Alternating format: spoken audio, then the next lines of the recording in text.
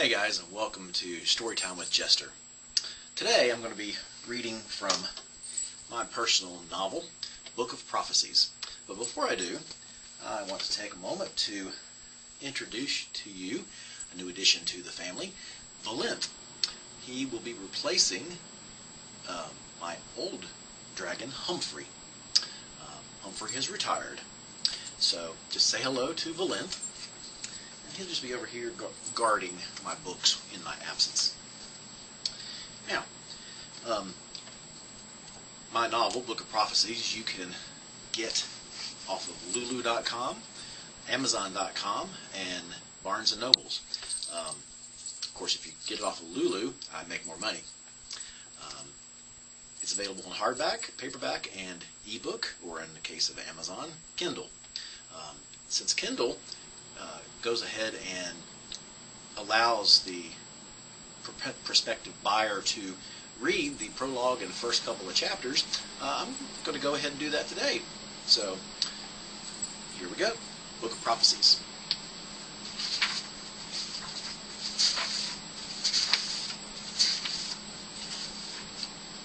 Part 1. The Lost Prince and the Fair Maiden. The old priest made his way to the bookcase, where he paused momentarily. The bony digits of his frail, wrinkled hand slid out from the sleeves of his green robes and made their way to the spines of the ancient lore stored there. Slowly caressing each in turn, his dimming eyes finally located his prize. He pulled the large tome from its home and feebly carried it over to his desk nearby, where he gently laid it down. He lit several candles on the desk, and for a moment just viewed the cover. It was made of bronzewood, and letters seemingly burnt in the wood formed words in some unknown script. After several moments, the letters somehow moved, arranging and rearranging themselves until a title formed on the cover, Prophetic Scriptures of St. Columba. The tome then opened to the first page, seemingly on its own, as the elderly priest had yet to touch it since he laid it on the desk. The pages were emerald in color, as if the precious stones themselves were somehow infused therein. Again, the unknown script was present, almost glowing from within the emerald pages. After but a minute, they began forming words. The desk candles flickered as if a slight breeze were present. The elderly priest began to read the words out loud. Behold, there shall stand up yet 3 kings in the beautiful land, and a 4th shall be far richer than they all. And by his strength, through his riches, he shall stir up all against the realm of darkness. A mighty king shall stand up, with a crown of gold. He shall rule with great dominion, and do according to his will. And when he shall stand up, his kingdom shall be broken, and shall be divided toward the 4 winds. For a portion of his kingdom shall be plucked up, even others on his borders. Just then a strong wind blew open the shutters of the window behind him, and a raven settled on the windowsill, giving a loud caw. The priest ignored both and continued reading.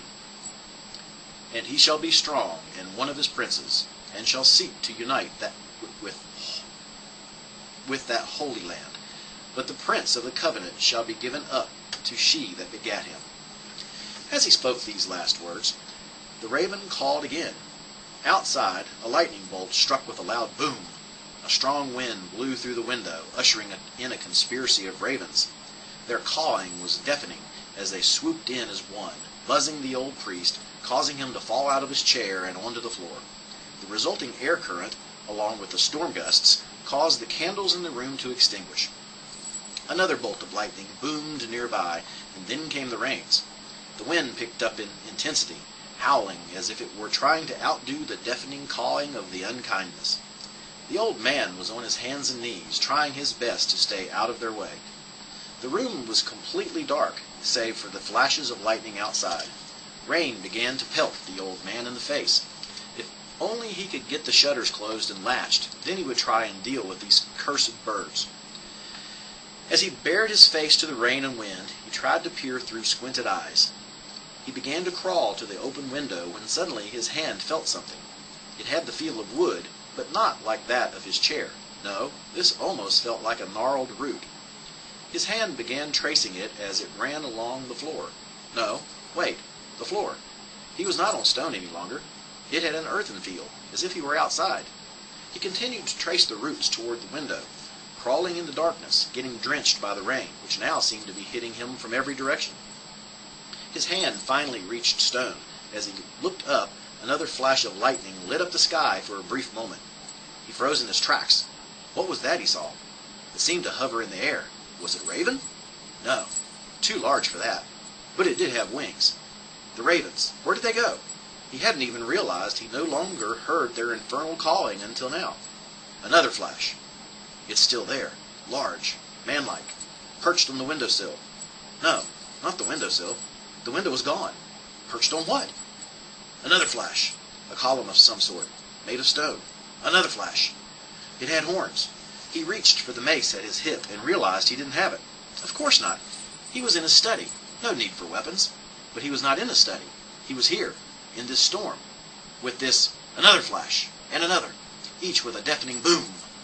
Now he could see long enough to confirm that it did indeed have wings and horns. Why hadn't it attacked? Surely it saw him. Another flash. The storm was picking up in intensity. Another flash. It wasn't alone. Another one was atop, a like column to his other side. Between lay a broken gate. Off in the distance the storm seemed to center on some sort of edifice. Another flash. He could almost feel the electricity around him. It permeated the air, causing a pale blue glow. He could see that a bog led up to the evil-looking structure. Through the mist he could barely make out a dark form slowly approaching the structure. It moved along the bog as if it were floating. The mist began to surround him, getting thicker, obscuring his sight. The storm began to fade, the rumbling of the thunder turning into muffled voices, until finally in the darkness he could make out, "Yes, my queen, we will have the whelp soon." Then everything began spinning, and a thrumming grew in his head. Were the ravens back? The darkness began to slowly subside in concert with the increase of the thrumming. At first he could make out several small dark figures swaying back and forth. Were the ravens doing some sort of macabre dance? As his eyes began to focus, he realized the dark figures weren't ravens at all, but a group of dark-robed figures standing in an inward circle, chanting. He was witnessing some sort of dark ritual. What was the object in their midst? The chanting got louder and louder, its crescendo culminating in an abrupt halt. As the chanting stopped, one of the dark figures opened a scroll and began reading. "On 3, in 6, lies 9. The next morning the elderly priest was found under his desk, glazed eyes staring at nothing, and repeating the same word over and over. Doom, doom, doom. The Lost Prince. Chapter 1.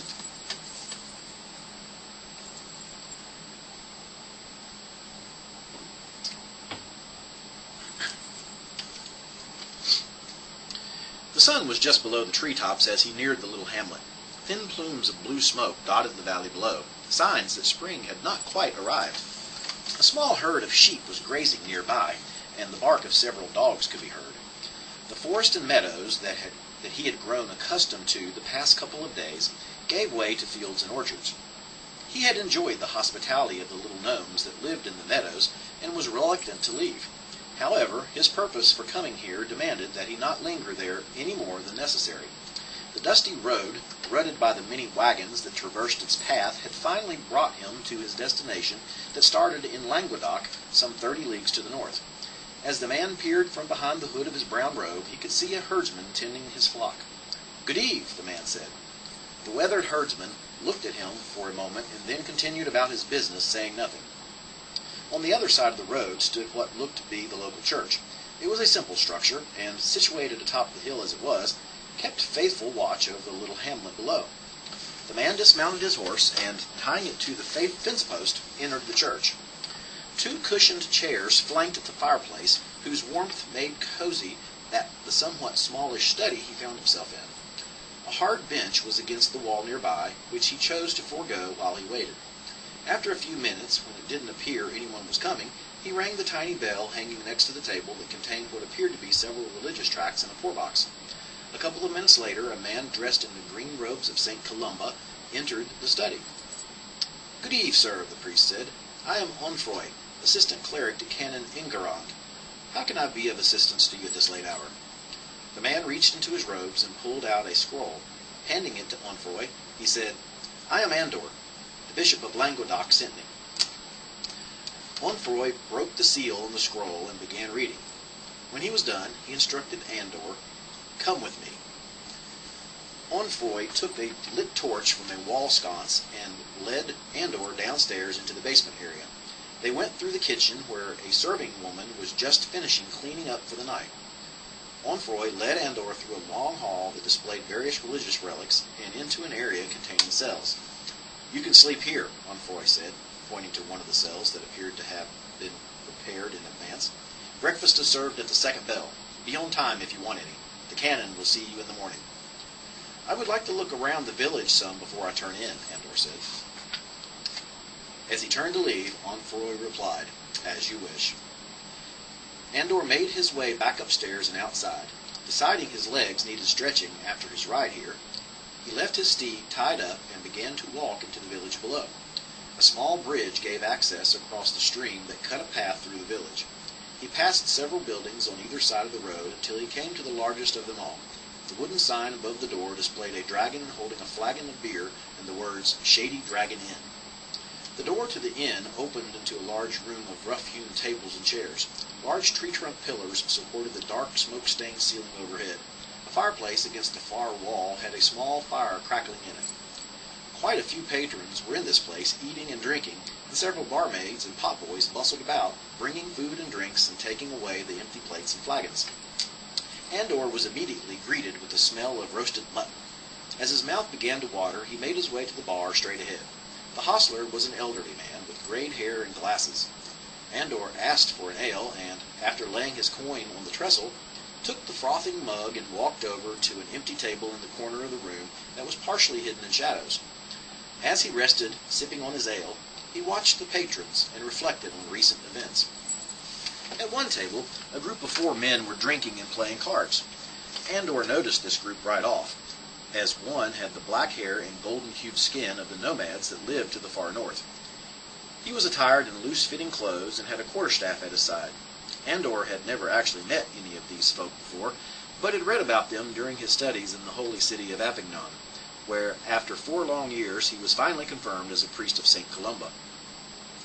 At his confirmation, it was assumed by most that he would join the Order of the Green Robes. After all, he had excelled in his knowledge of the Scriptures, and would therefore be perfect as one who made sure those of the flock remained true to the faith, not twisting the Scriptures to fit their own desires. But he saw himself rather as a servant and protector of the faithful, so, on his confirmation day, he chose the Order of the Brown Robes. That was a blessed day, one he would always remember, for it was also the day he would meet the Archcleric of Avignon. His memories were suddenly interrupted by a loud boom.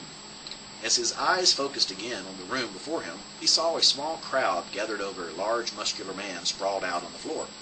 A man of average size, but wearing armor, was standing over him, flagon in hand. "The large ones never can hold their ale," he said, as he downed the last remnants of his flagon.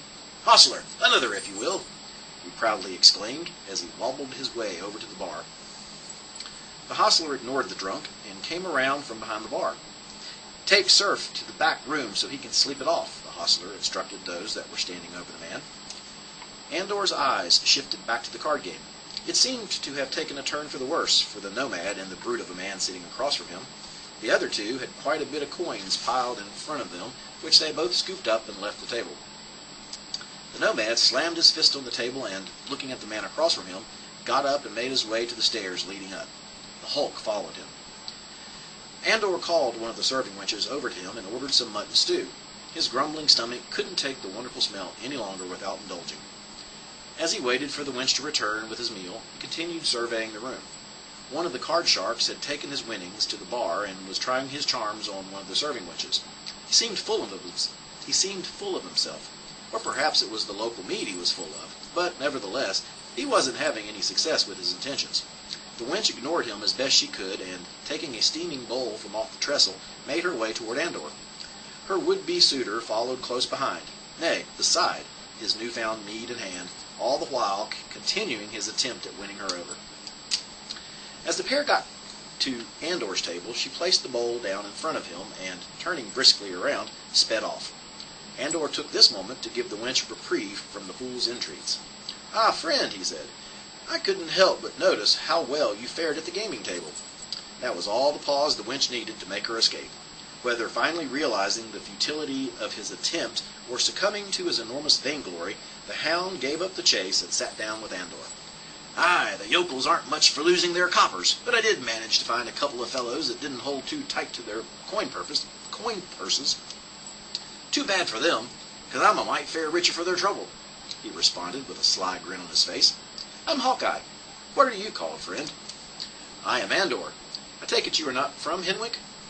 "Is that what they call this place?" "Nay, my friends and I are just passing through on our way to some ruins east of here in the gnarled woods." "It doesn't seem as if your friends are too fond of you at the moment." "Who, those fellows?" thumbing to the table he was playing cards at. "They aren't my friends, just a bunch of birds. No, my friends are sleeping off our journey here." "Well, maybe I will meet them tomorrow, if you're still here, that is." "Aye, we should be. We have some more provisioning to do before we head out." Finishing the last remnants of his stew and brew, Andor said, "Well now, that hit the spot. Thanks for the company. I must go close my eyes as well. Good eve, Hawkeye." "Aye, to you as well." With that, Andor excused himself and went back to the church and the bed that awaited him.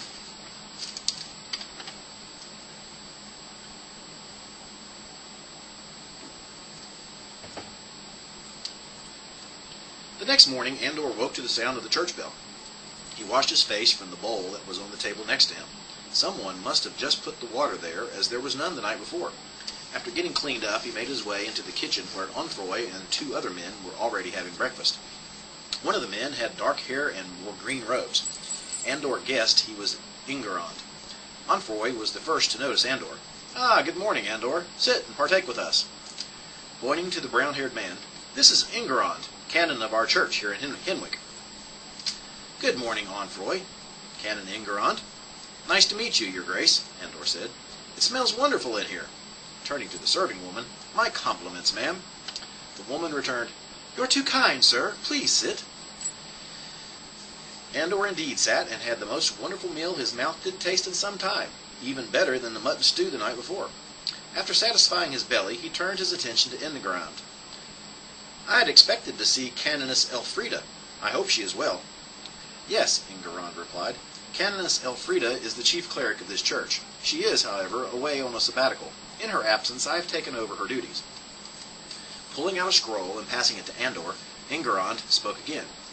"As you can see," referring to the open scroll, "the arch-cleric wishes you to await the arrival of a knight from Folkreach named Eric the Good. He should be here within a fortnight. You are to assist him in his mission, whatever that may be.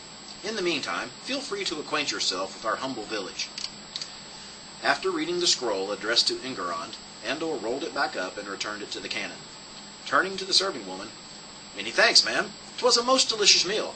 I hope to be partaking of your cooking again soon. Good day." He excused himself and went about Ingerond's offer.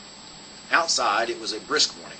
Tiny droplets of condensed ice crystals formed small clouds as he exhaled. He pulled the hood of his robe over his wavy brown hair, mounted his steed, and began a slow trot toward the Shady Dragon Inn. A shopkeeper was opening up for business. A sign showing a pile of neatly stacked coins let Andor know this was probably the money changer. A gnome was waiting outside for the shop to open and entered between the 2 guard dogs who sniffed at the gnome as he passed. He gave a start as one sniffed a little too close for his liking, and he scurried inside before their sniffs turned into something more. The dog's owner, an armored mercenary guard hired by the shopkeeper, smiled as the door slammed shut. Andor continued along the road until he reached the inn.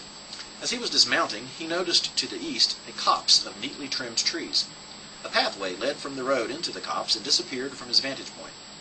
He decided to investigate what had escaped his notice the night before. As he neared the pathway, he could see that as it entered the copse, it was flanked on either side by stones of bluish hue, equally spaced along its length and leading up to a cairn. Andor continued into the copse, following the path until he reached the man-made rock formation. If he hadn't figured out before now that this was the grove of a druid, the presence of flowers, nuts, and berries that had obviously been left as a tribute to the old gods confirmed it. All manner of small animals went about their business, not a care in the world, as if Andor was not even there. As he was enjoying the serenity of the place, a man draped with a cloak and carrying an ornately carved staff approached him. "Good day, traveler. I am Lockru, keeper of the stones, wielder of the ashen staff, tree tender to some. What brings you to my grove?" "Well met, friend. I am Andor, priest of St. Columba. I am here for no other purpose than to give homage to the All-Father and the beauty that he created." Putting forth an open palm, Lockru said, "The All-Father would accept your tribute as well as your homage.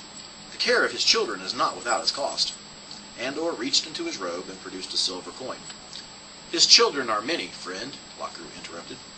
Andor returned the silver coin to his pouch and produced a coin of gold. Lockru nodded his head in approval and accepted the coin.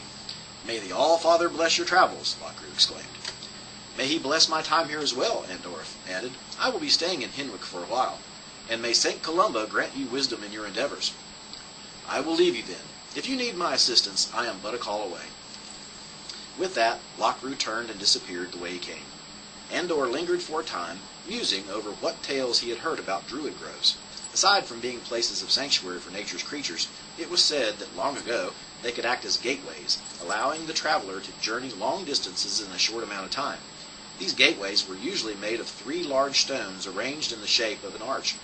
He didn't see that type of structure here at this grove, nor did he see any guardian of said gateway, which always protected against unauthorized entry, or so the tales said. He had never actually seen any such gateway before. Not wanting the day to escape him, he made himself leave this shrine to the nature gods and headed back to the inn.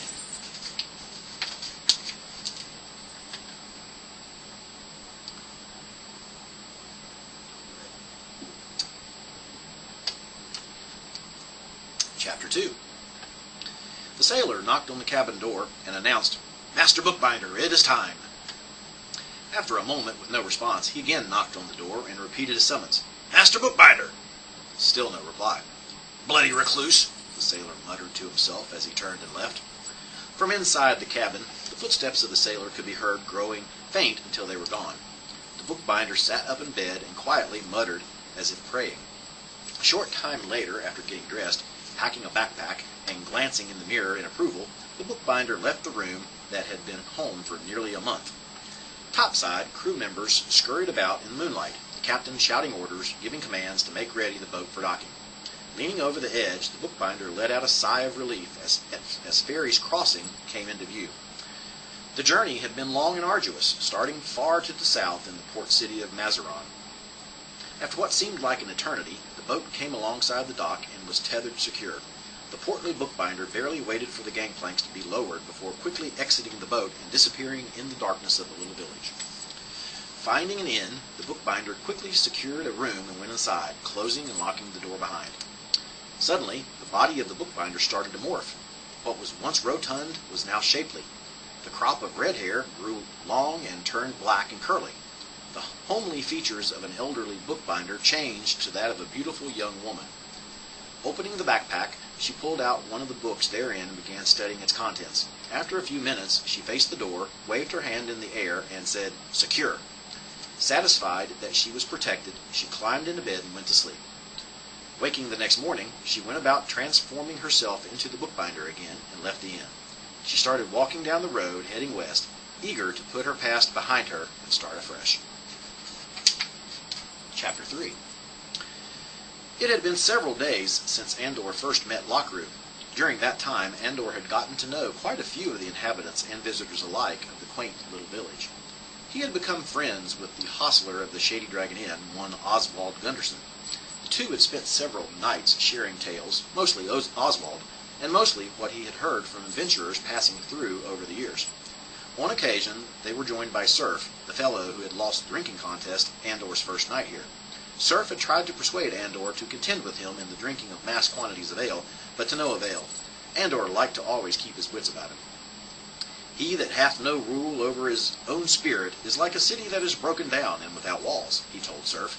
Surf just walked away slowly. Andor met Hawkeye's friends as they were on their way to explore a ruined castle in the east. There was Devon, a man dressed in pale blue clothes and draped in midnight blue, whose hood always cloaked his face from view, and Xavier, wearing a dark blue hood and cloak, lavender pants, and a violet tunic. He was haughty in nature, giving an air of superiority, as were most that hailed from the southern coast. Hawkeye's jovial demeanor was a beacon of light in this trio. They left in the morning and returned from their foray at dusk, exhausted and dismayed. Apparently, the track from the village to the ruins was heavily overgrown. They had spent the entire day hacking their way through the undergrowth. While they were away, two others arrived in town. One looked to be a woodsman from the gnarled woods. Andor overheard him say his name was Jovan. The other was an interesting-looking fellow. His hair and mustache were black, and he wore a white tunic over his armor. But what set him apart and drew Andor's attention were the daggers he wore. He had them all over his body. There were 2 strapped to his back, 2 at his waist, 1 in each boot, and 4 in a cross strap at his chest. He also had a sword strapped at his hip, but that seemed like an afterthought. His name was Marikai. Andor was talking to Oswald one afternoon when a man in bright armor entered the inn. His tabard bore an insignia of a spotted owl clutching a bolt of lightning in each of its 2 claws. This was well known throughout the land as being the symbol of a knight of the Holy Order of Hieronymus. "Ah, sir, welcome to the Shady Dragon Inn," Oswald greeted the knight immediately upon seeing him. "How may I serve thee?" "I was told I might find a priest named Andor here," the knight replied to Oswald while looking at Andor. "I am Andor. How may I be of service?" "I would speak to you," the knight replied. Then looking to Oswald, "in private." Yes, of course," Oswald said, stepping from around the trestle. "This way, sir." Andor and the knight followed Oswald across the great room to a dark, inconspicuous corner near the table Andor had sat at the first time here. Oswald took out a key ring and unlocked the door. "If you please," Oswald said, instructing the 2 to enter. The door opened into a sizable room with a round table and several chairs. "Shall I light a fire in the hearth?" Oswald inquired. "We will not be here that long," the knight replied. "Now, if you will excuse us." "Of course, sir," Oswald said as he took his leave. When the door was shut behind him, the knight spoke. "I am Eric, servant of Hieronymus, and loyal to the king of Falkreach." Motioning to the chairs, he continued, "Do you wish to sit?" Taking him up on his offer, curious to what a knight in the service of the king would want with him, Andor sat down at the table. Eric, however, remained standing. "Sir," Andor said, motioning to another chair. "It was a long ride here. I'll stand," Eric replied. "What brings the knight of Hieronymus to a small village such as this?" Andor asked. "It has come to the king's attention that something of great value lies hidden in a ruined temple east of here. I have been charged to assemble a group of—" He paused for a moment, searching for the right word. "Adventurers," he decided, and continued, "to aid me in my search." "How exactly do I fit in this?" Andor inquired.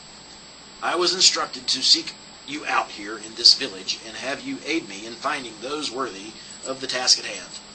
I would assume that you would be accompanying me in the search of the temple as well." "What is it we'll be looking for?" Andor asked. "A sword," Eric answered. Well, guys, that ends my reading for today. I hope you enjoyed it. Like I said in the beginning comments, you can find this book, the Book of Prophecies, in either hardback, softcover, or ebook at lulu.com, amazon.com, and Barnes & Noble. Again, like I said, if you get it at Lulu, I make more money. That's always good. So, until next time, which I will be more than likely reading from Sherlock Holmes. And as always, see you soon.